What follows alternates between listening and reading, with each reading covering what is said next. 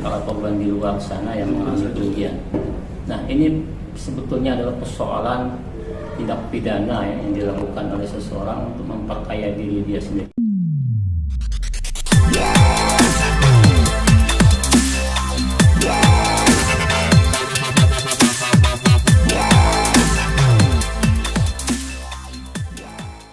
Hari ini kita mengumpulkan rekan-rekan media untuk menyampaikan pesan ke publik terkait dengan beberapa hari pemberitaan yang menurut sebagian orang cukup viral ya, terkait dengan pemberitaan beberapa public figure yang diduga itu salah satu keterlibatannya dengan Wahyu Kenzo. Maka dari itu perlu kami sampaikan terlebih dahulu terkait dengan narasi-narasi yang berkembang di publik yang lebih kepada individu-individu.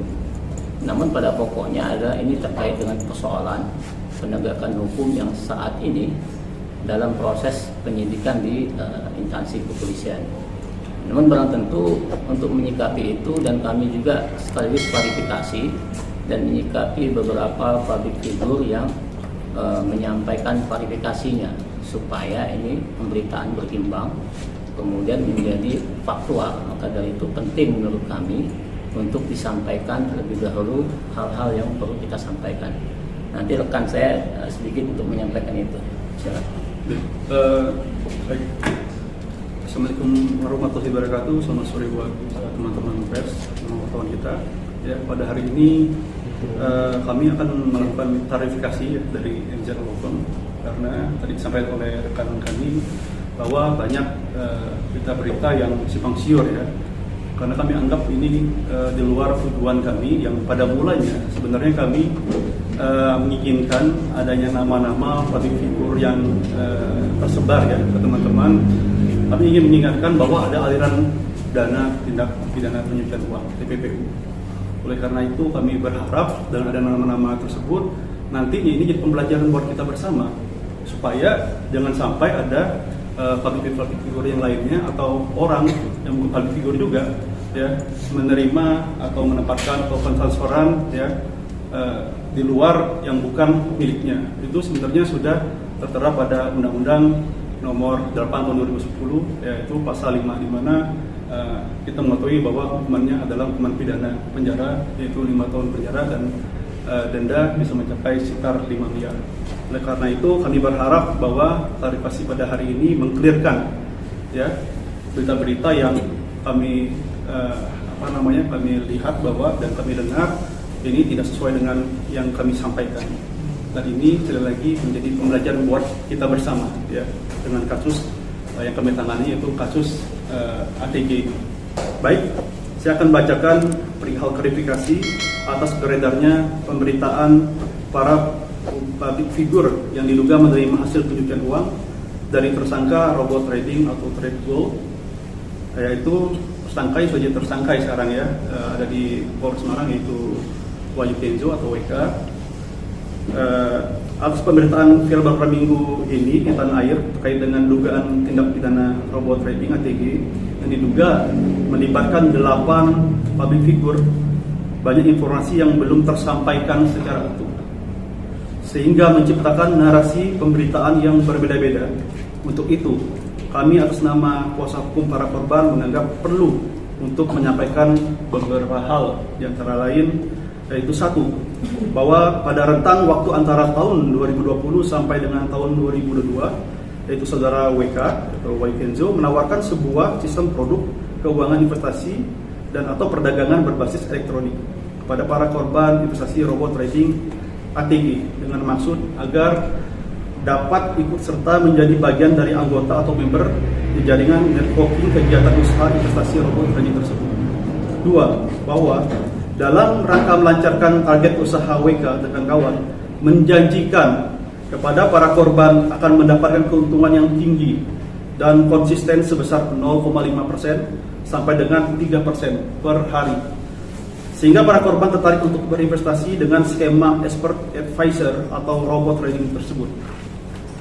Tiga, bahwa dalam menjalankan aksinya, WK dan kawan-kawan menggunakan badan hukum berupa perseroan terbatas atau PT yang diketahui sejak tahun 2015 sampai tahun 2022 terjadi perubahan badan hukum PT Sarana Digital Internasional atau SDI berubah menjadi PT Sarana Digital Future Internasional atau SDFI dan PT Pansakai Berdikari Bersama atau PBB, PT Pantreas Teknologi Internasional atau PTI.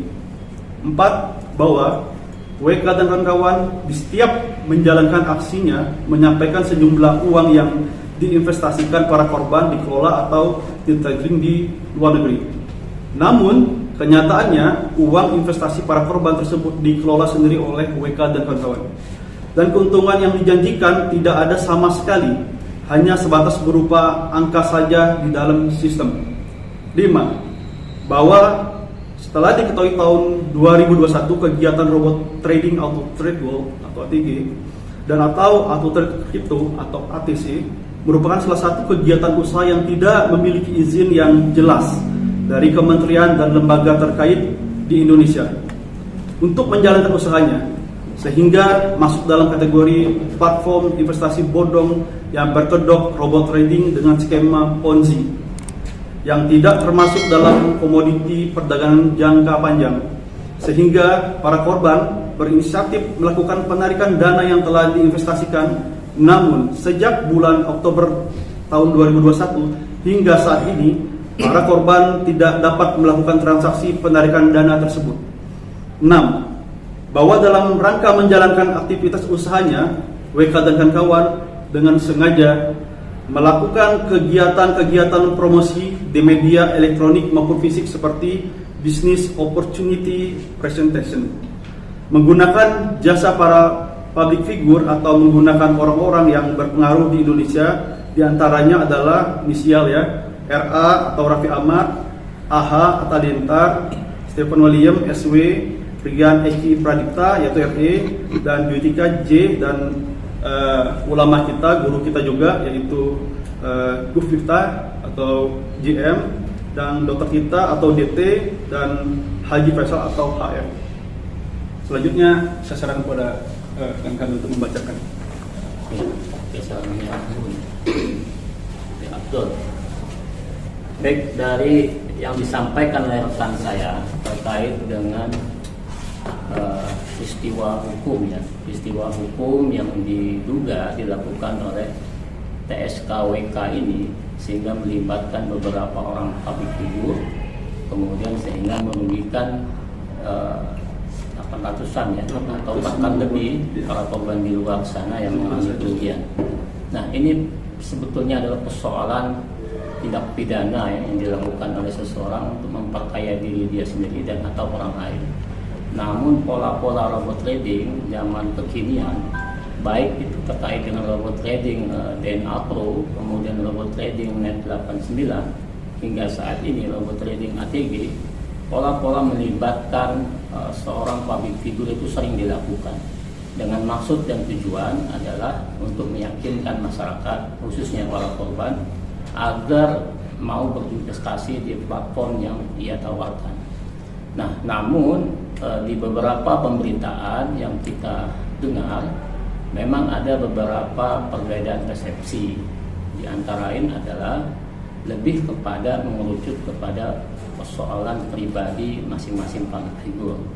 Namun terkait dengan persoalan berkenaan dengan pokok perkara tindak pidana robot tradingnya itu sangat jarang dipublikasi. Maka dari itu kami memahami dan kami menanggapinya dengan wajar, karena bagaimanapun juga penting juga untuk menjadi edukasi masyarakat, khususnya kawan-kawan media, untuk menyampaikan ke publik bahwa ke depan jangan sampai ada lagi public figure yang mudah untuk menerima ataupun melakukan kerjasama dengan suatu perusahaan yang kurang lebih itu terlihat tidak wajar.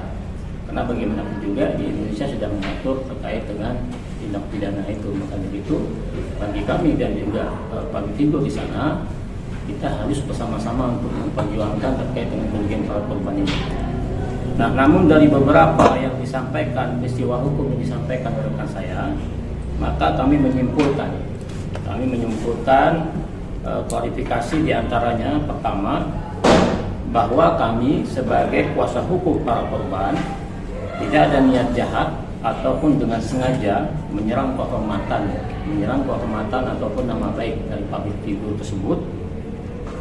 Sebaliknya kami meminta, dari awal kita sudah sampaikan di Barreskrim, kita meminta kepada public figure yang kita sebutkan namanya untuk membantu para korban, dalam hal ini robot trading dan penyidik Barreskrim, untuk mengungkapkan modus operandi ataupun modus niat jahat dari TSKWK dan kawan-kawan.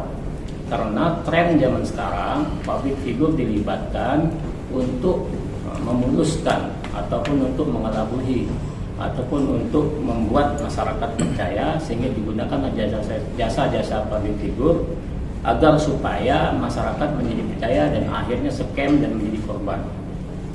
Kemudian yang kedua, bahwa kami sejak awal tidak pernah menuduh atau memberikan informasi atau melaporkan informasi terkait dengan keberadaan public figure tersebut. Kami menyampaikan public figure tersebut merupakan bagian dari, dan kami tidak menyampaikan bahwa public figure tersebut bagian dari keterlibatan robot trading ATG. Jadi sejak awal kita sudah sampaikan ke publik bahwa kami tidak menyebut langsung public figure yang viral di media massa adalah terlibat dalam hal ini robot trading. Namun para public figure tersebut berdasarkan jejak digital dan informasi dari para korban yang disampaikan ke kami sebagai kuasa hukum, public figure tersebut sedikit banyak memiliki hubungan dengan Wahyu Kenzo dan kawan-kawan.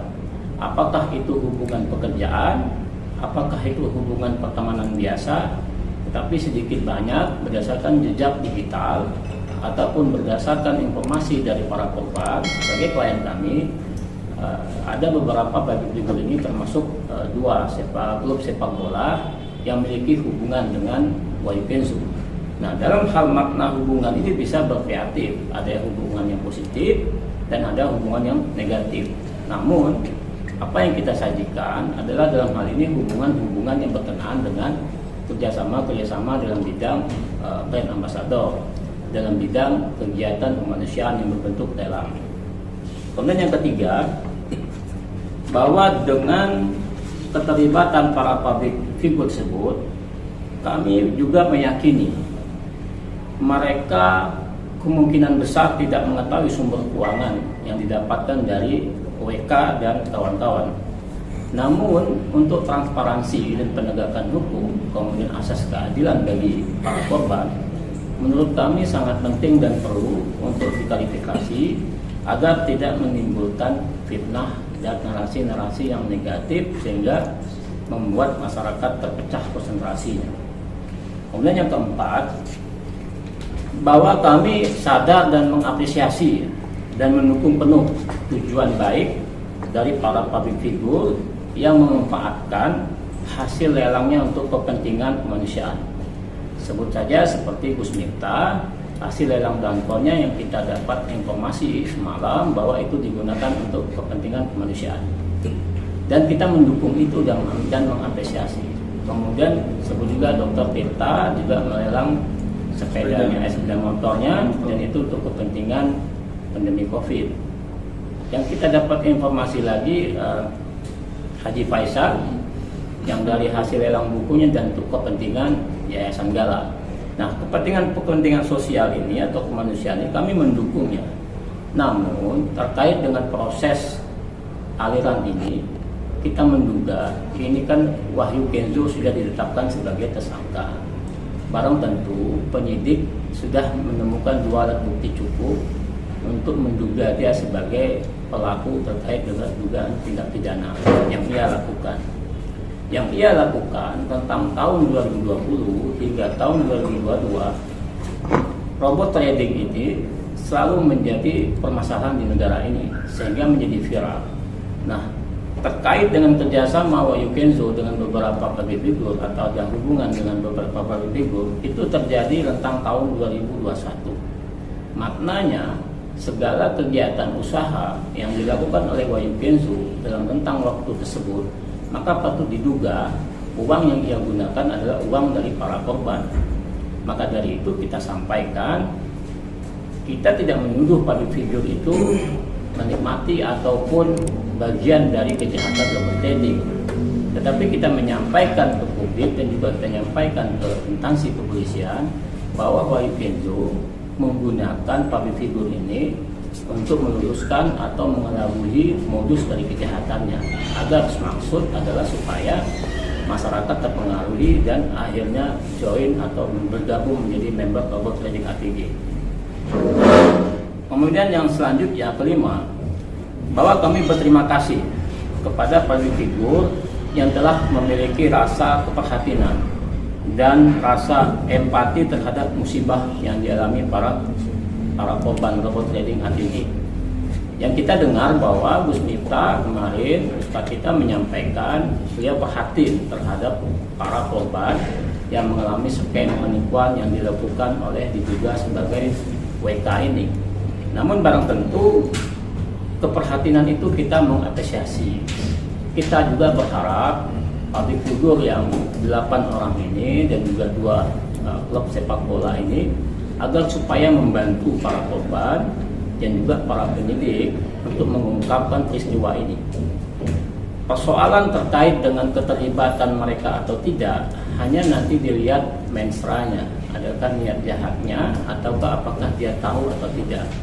Kalaupun itu tidak tahu, maka hemat kita bantu penyidik, kemudian bantu para korban untuk membongkar skenario yang dilakukan oleh TSKWK agar ini diperkuat sehingga penyidik dan jaksa melimpahkan ke pengadilan dan confident dengan P21 hingga ini menjadi persoalan hukum di pengadilan, dan akhirnya kita berharap semua kerugian itu akan dikembalikan ke para korban berdasarkan putusan pengadilan yang inkrah. Kemudian yang keenam, bahwa dengan beredarnya pemberitaan di publik seolah-olah publik figur tersebut bersalah, kami meyakini tetap mengedepankan azas praduga tidak bersalah.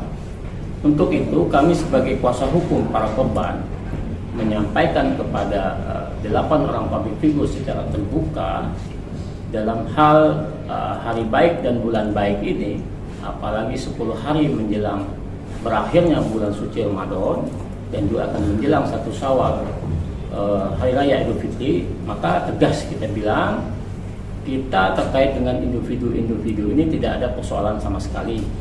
Namun kita menyadari narasi pemberitaan lebih kepada individu-individu mereka. Maka berdasarkan yang kita sampaikan hari ini, saya secara pribadi dan juga mewakili MZ Ain Pandar, kita meminta klarifikasi dan meminta maaf kepada public figure jikalau dia merasa tidak terima terkait dengan pemberitaan narasi di luar sana. Namun kami sebagai kuasa hukum tetap berdasarkan undang-undang advokat tetap memperjuangkan hak-hak para korban, diantaranya adalah memperjuangkan pengembalian kerugian para korban. Salah satu yang kami perjuangkan adalah menyelusuri semua aset-aset Wahyu Kenzo yang diduga melibatkan beberapa orang dan juga diduga dicucikan untuk membeli aset-aset yang baik bergerak maupun tidak bergerak. Itu sebetulnya pokok tracing yang ingin kita sampaikan. Jadi kita harus lebih konsentrasi terkait dengan penegakan hukum dan pengembalian kerugian para korban dan tidak terjebak dengan narasi individu yang merasa sehingga menjadi persoalan baru di negara ini. Terakhir, bahwa kami berharap setelah klarifikasi ini dapat menyelesaikan dan mencairkan permasalahan, dan kami berharap dapat bersama-sama antara kami dan 8 public figure tersebut untuk membantu para korban dan berkonsentrasi mengembalikan hak-hak kerugian para korban. Baik, itu yang mungkin saya bisa sampaikan lebih.